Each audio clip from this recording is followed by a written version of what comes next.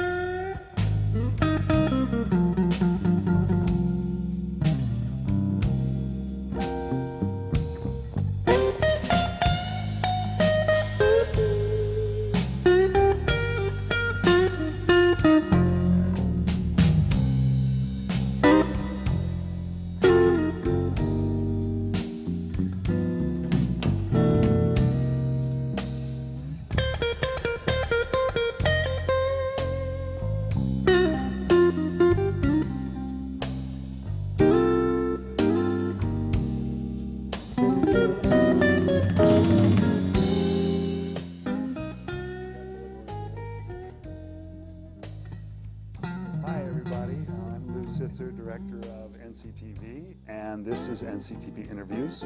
We've got a stupendous show today, and one that I know you're going to enjoy. You've heard of national treasures. Well, we have a county treasure, not treasurer, but a county treasure with us today, and will probably be with us quite a few times in the future. This is Bob Wyckoff.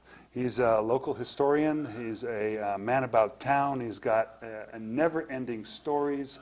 And he's really a tremendous person and will begin to take us through some of the history of the area. First, start a little bit about you, Bob, and when you came here and a little bit about what got you started. Well, let's start out with my California ancestry. I'm a fourth-generation Californian. My family all is from Los Angeles County. Please don't hold that against us. But at the time my ancestor came to Los Angeles County, the population was around 40,000. San Francisco was the largest city in the state and the cultural center of the West at that time. We moved to Nevada County in the late 1950s. I've had an abiding interest in California history, particularly gold rush history, all my life. As a small child, I remember James Wilson Marshall, the man who discovered gold. I went to Marshall High School, but it was John Marshall, the Chief Justice. This was in Los Angeles. But anyway, a study of California history has always been one of my subjects, and I took quite a bit of history in college. In fact, I was working toward a master's degree in California history, but I changed it to journalism, and I've been in journalism up here for 35, 40 years. And so is that what brought you to the area in the 50s, was journalism? No, what brought me up here in the 50s was we thought that the peninsula, we came up from Palo Alto, we thought the peninsula was getting a little crowded. So we moved to Nevada County. At that time had a population of around 19,000. The population of Palo Alto, I think, at that time was about 8,000 or 9,000. All three of my children were born in Palo Alto, and so was their mother. But we came up here. We'd been through here many times in the summer, going up camping up above Bassett Station, up above Sierra City. And we liked the area and decided, okay, we'll make a move.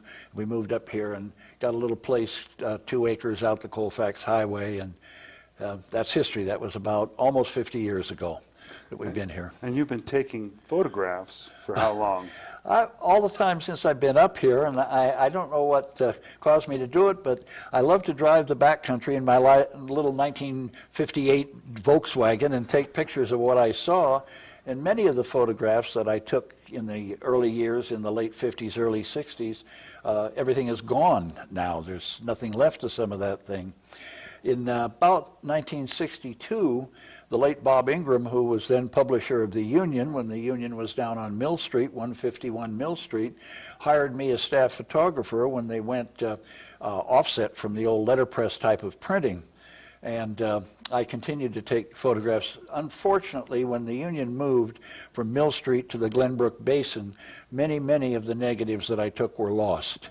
And that's unfortunate because many of those things, complete documentation. I know the Nevada Irrigation District has documentation of the Yuba Bear River project, but I also documented it for the Union. Now that was what, 40 years ago that they built Rollins, or they made Rollins Dam higher. They built Jackson Meadows Dam and did that project, and I took pictures almost weekly of that, and then other events that took place. But I have my own negative file. It's in horrible condition as far as that it's not cataloged, but anyway. I understand what that's like. So you can begin to understand what a treasure Bob is. A lot of the photographs, in fact, most of them are black and white, and you know, they're not JPEG images, they're not digitized, but one of the purposes of this show is to extend a historical archive, and now we've begun to add your photographs and other, but you know, and you've got a substantial number of photographs. Well, I'm lucky in that I did do it, and as I said, I don't know whether I had a premonition or what, but I do have a number of photographs dating back 30, 40, 45 years. In fact, that's what I like to do. I like to write my feature stories for the Union in a time frame that people can understand. They've either lived through it or it's close enough that they can remember it. 19th century is wonderful. It's been documented and documented and documented. But the last 40 or 50 years, 30, 40, 50 years, is a period of time that's pretty much overlooked. And I try to keep within that frame. I do go back further from time to time, but I like to write about particularly things that I remember and that I've experienced. And I've had good luck. I've had a lot of people comment they enjoy that. And the changes have been so rapid that people don't think of grabbing a photograph of that store or street or story that's been happening. So it's valuable. Sometimes I'll take a photograph and I have maybe 3 or 4 of the same object or building through the years, and I document the changes. I did that recently with one of my history features for the Union. I ran 3 or 4 different pictures of the same building over a period of, say, 30 years, and that's fun to do. So just to begin to show the sort of compilation of what Bill has been able to do, and we'll show you the covers as well. You have published 4 books. These are self-published. These are self-published books. Pedestrian's Guide to Nevada. This is the latest book. Yeah, this is the one the Union is publishing right now, and the 2 photographs in the background. The top one, now this is my Nevada City Walking Tour book. That's in its 7th edition. I published that first in 1976, and I continually upgrade it as we go along to bring things up to date. And this is the hydraulicking the North Bloomfield to Malakoff Diggins State Historic Park. I was fortunate enough to be part of the committee that lobbied long and hard, lobbied Sacramento to get them, the state parks, to include that in their park system, and we were successful. And in 1966, we dedicated the park. It had its first ranger up there, and again, I was fortunate enough to speak on hydraulic mining, and the master of ceremonies at that time was the late Bob Payne. But the park has proven itself as a great interpretive feature of that destructive form of mining, hydraulic mining. And it's a beautiful park. It is. It's magnificent. It works just fine. And so you also have a number of other publications. Now this is the Grass Valley Walking Tour book. It's in its 5th edition. Again, we try to update things as there are major changes. The photograph on the cover is one that's been reproduced and reproduced and reproduced. But I think it's typical of the area, and it shows them going through the gravels looking for little flecks of gold after a rainstorm back in the, I think it's the 1880s. And this looks like to be a main street of some kind. It is. It's Main Street looking easterly toward Auburn Street and beyond, toward Hills Flat. Right. So people are actually out in the gravel looking for gold. Yes, correct. Yeah. All of these books are available, including this next one, which many people have heard of, and you've written a play about. We did. Whoops! There goes the pasty. We missed the railroad. But the Never Come Never Go Railroad was our little narrow gauge that ran from Grass Valley, or from Nevada City to Grass Valley and then on to Colfax.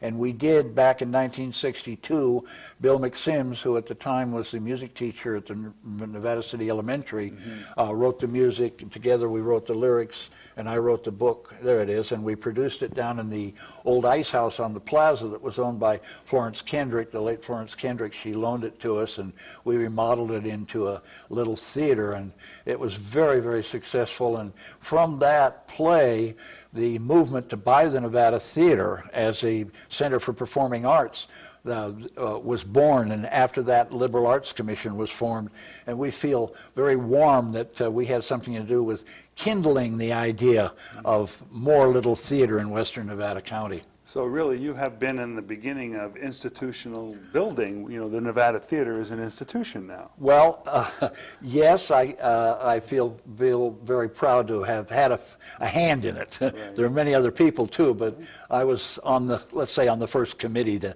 help get it going. So now, all of these books are available. Yes, they're available locally in Nevada City at Harmony Books, at the Nevada City Chamber of Commerce. Tom Coleman has them upstairs in the lobby of the National Hotel, and over at SPD, they're there by the magazine rack. In Grass Valley, the bookseller, and at the County Chamber of Commerce office on Mill Street. So if you are a history buff, or if you've recently moved to the area, these are books that are unique and since Bob is both a journalist and a photographer, it's well written with a lot of interesting stories, of some of which we'll go over today. Yes, and also it's there's quite a few typographical errors in there, since much as I like to think I'm not infallible, I am fallible. And I set all the type on the computer, and unfortunately the typos got by me. But that's all right. But not with this latest book, right? No, that has been proofed by a cast of thousands, let's say. And what generated this recent publication? Well, I think what it was Jeff Ackerman, the publisher of the Union, who also was a reporter for the Union back in the 1980s, at the time that I was publishing the Nevada City Independent. Jeff knew my work, and I think he was the one that appreciated the local angle of my stories, and it was the Union that just asked me if we could work together on publishing at least 50 of my stories, and that again makes me feel very proud that they came to me. I didn't ask them. So also, besides the book, you could go online at the Union and type in Bob Wyckoff and receive a host of stories. There's something like hundreds of stories that you've written. I have been doing 2 a month plus a few extras for the last 7 years at the Union for this stint. As I said, I was a staff photographer back in the early days, a contributor when Mike Fitzgerald was editor, and when some other former editors going back 15, 20 years. But I did a lot of time with the Nevada City Independent. In fact, in 1969, the late Paul Webster and I started the paper in July 1969. It went on for about 13 years until we sold it, and the people that bought it, it didn't work out for them, and so it's no longer published. But during that time also, I spent quite a bit of time as a correspondent for the late Sacramento Union. I did feature stories for them and covered events as a reporter up here. I also had a great time and a great rapport with the couple of people at the Los Angeles Times. I got some pictures for them and so on. But it's fun. I've done a lot of freelancing as well as working full-time as a reporter-photographer.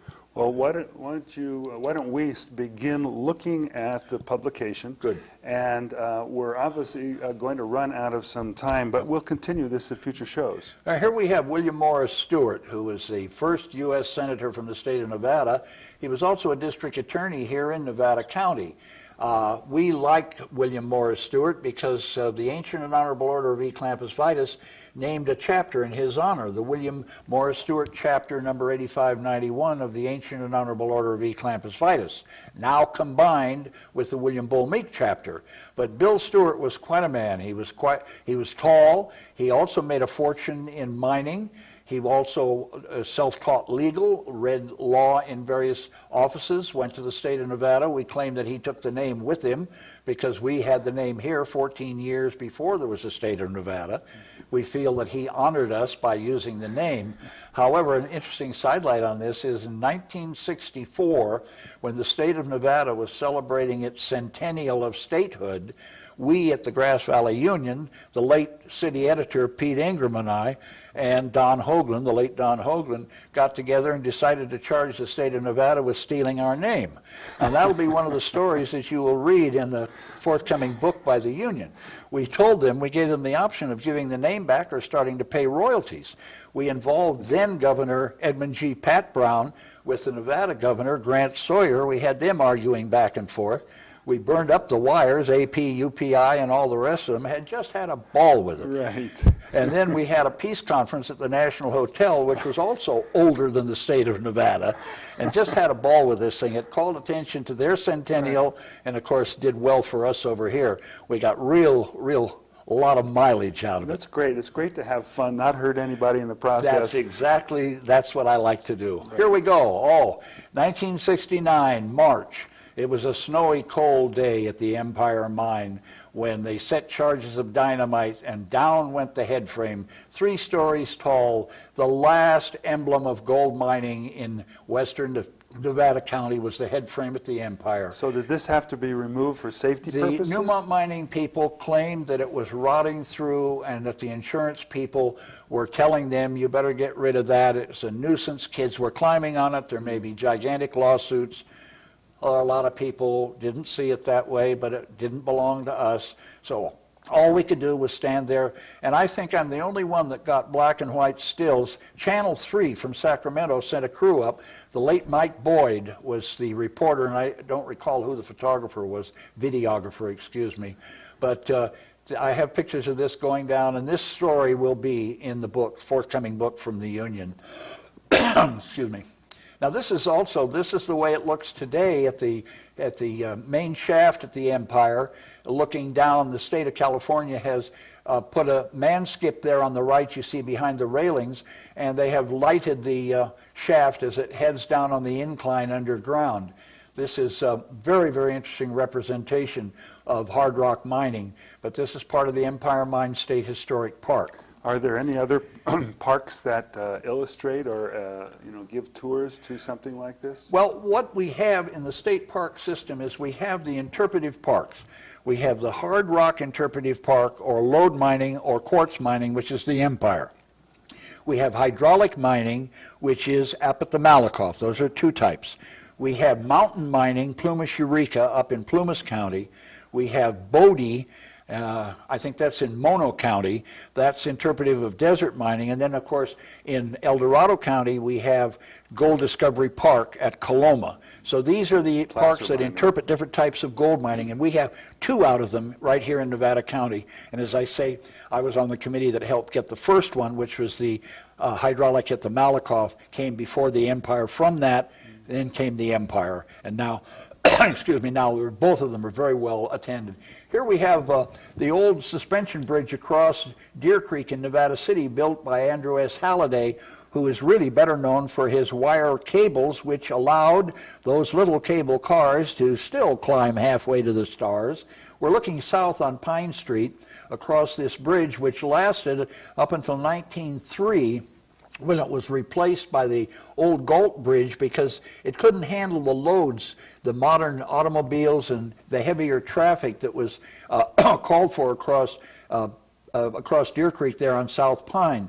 So they chopped the cables off, and on the right-hand side in the photograph, down at the bottom, they cut the cable just a little bit below the ground, and as they were excavating to build the bridge that is there today, the Pine Street Bridge today, they unearthed the anchors of this bridge. Now, I'm not sure whether we included a picture of that in the story about Andrew S. Halliday in the new Union book that's coming out, but they uncovered the anchors of the north side of the bridge. But this bridge served until 1903 when the Galt Bridge replaced it. That served until 1996 when the present bridge, which is a true representation of the bridge that it replaced, was put into commission. So anyway, Halliday was, there he is, there's Andrew. He also was quite a civic leader in San Francisco and a trustee at the University of California. He died, I think it was 1900, but quite a civic-minded person. He came from Scotland. The family name was Smith. He took the name Halliday to honor his uncle, who was a physician to Queen Victoria in England. But he took the name Smith and came to this country. Now here we go. We're up in French Corral. This is a monument to the first long-distance telephone line that ran from French Corral up the mountain to Milton Reservoir in Sierra County. It was I think 1878. I'm a little fuzzy on trying to remember all the dates. My mind is, I think I remember my birthday. I'm not sure, though. But anyway, the first long-distance telephone line ran from French Corral about 60 miles up the mountain up to Milton Reservoir in Sierra County. So when you say first long-distance line, you're meaning a rural line or the first line here? No, the first line in the world of any long distance. Really? Now, AT&T claims there was one that ran in Hartford, Connecticut, but it was 3 years later, and it was taken down almost 6 months after it opened up. This thing ran clear up until it was replaced in 1908 with a stronger, heavier duty. And so how did French Corral ever get a long-distance phone line? Because it was a center for water distribution and hydraulic mining offices. In those days, the San Juan Ridge was the center of hydraulic mining. And French Corral, there were hydraulic diggings there at French Corral, and water, which was all essential to hydraulic mining. Water companies had their home offices there and in North San Juan. So, oh, here we go. Now we're at Gold Discovery Marker, as it is there in Grass Valley right now at Jenkins Street. This tells about George McKnight finding gold in place, which is called the second great gold discovery in California. This monument was placed in 1929 by the native daughters and the native sons to commemorate the event, what they call the second gold rush, the gold in place, which started the great mining industry in western Nevada County. The Empire, the North Star, the Pennsylvania, the Idaho, Maryland, all of them got their start because a guy named George McKnight happened to stumble upon a rock with gold in it, and that started the whole idea. And here's where it originally eventually brought us McKnight Way. That's exactly right. That's right. This is the monument as it stood over on Cornwall Street before they moved it, because they had to move it for a subdivision. But anyway, it commemorates the great event. And here we have Dr. Jones of Jones, the Doctors Jones. He and his, I think it was 2 sons. There's a story about it in the book coming out from the Union. The one that's coming out from the Union. The old Jones Hospital, which is in the next photograph, should be in the on South School. There we go. There it is. There's it's now today. It's the Swan Levine House. But this picture was about, I think I took that in about 1961. It was still open as a hospital, and it was. Well, there were 2 hospitals. There was the county hospital, and then there was Miss Watson had a sanitarium on Coyote Street in Nevada City. But this was really one of the first, if not the first, full private hospital in. Was there a public hospital at all? Well, a county hospital. Okay. Yeah. All right, here we go. The remnants of a pasty, a Cornish pasty, on the plate. Delicious. The walking meat pie, the comestible, there we are. Now this was taken in London in front of Euston Station, and pasties over there are all over the place. And Cornwall, of course, is the home of the pasty, and it was a great mainstay of all the Cornish miners who were over here. But we have them today, Marshall's pasties, about the only survivor, and they're very good. They are, and she does a great job. Oh, yes. But, of course, Mrs. Marshall, the matriarch, has been gone for a number of years now. But it continues on to be a good industry. Right. A lot of Crabtree's house on Mill Street in Grass Valley. It doesn't look much like that today. All the overhangs have been removed. It's painted white.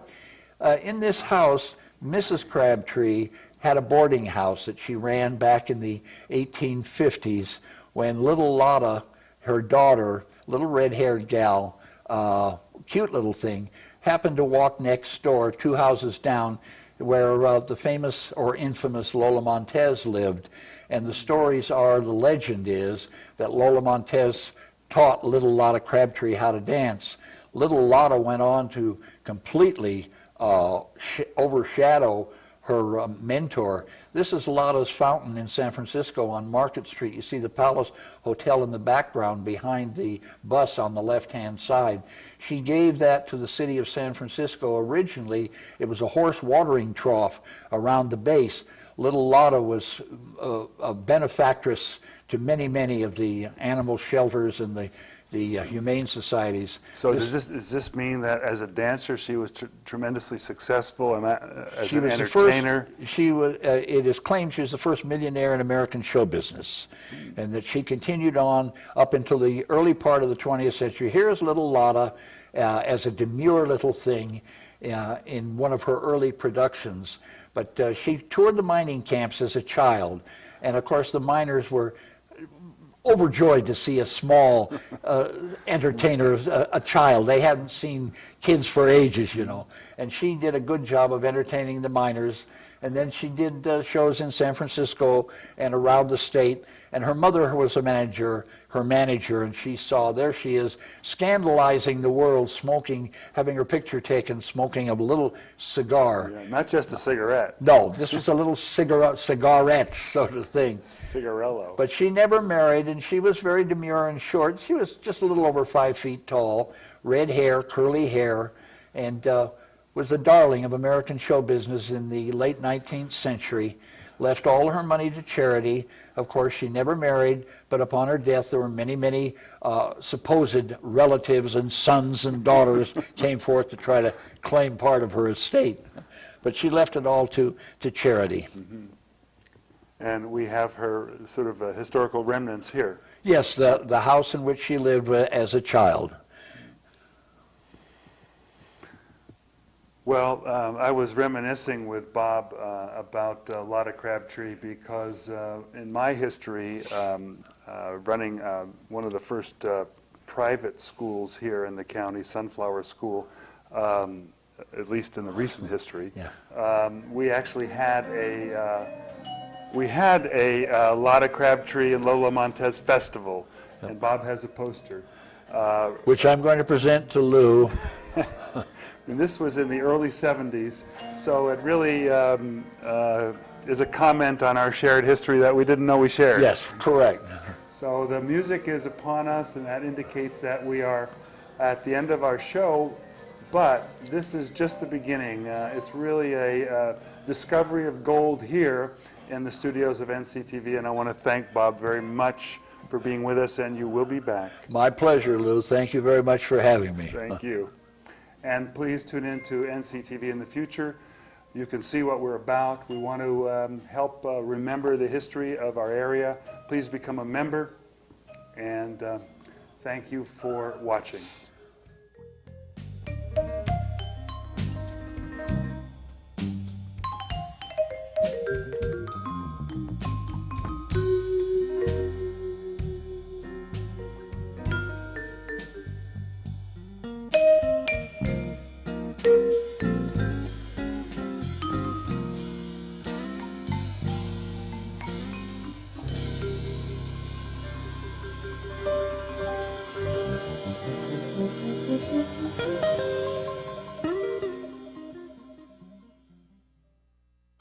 The following program is underwritten by the Nevada Irrigation District. Since 1921, providing clean and healthy drinking and irrigation water to more than 24,000 homes, farms, schools, and businesses in Nevada and Placer counties.